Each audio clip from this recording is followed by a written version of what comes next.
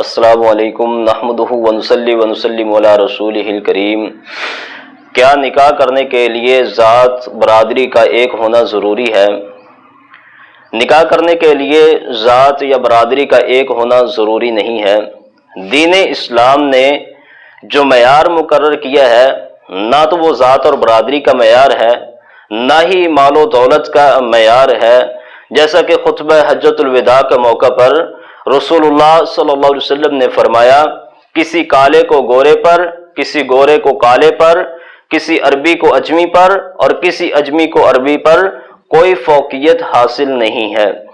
اللہ رب العزت قرآن کریم میں فرماتے ہیں، یا ایھا الناس انا خلقناکم من ذکر و انثی وجعلناکم شعوبا وقبائل لتعارفوا ان اکرمکم عند اللہ اتقاکم۔ اے لوگو، میں نے تمہیں ایک مرد اور ایک عورت سے پیدا کیا ہے اور ہم نے تمہارے قبیلے بنائے تاکہ تم ایک دوسرے کو پہچان سکو۔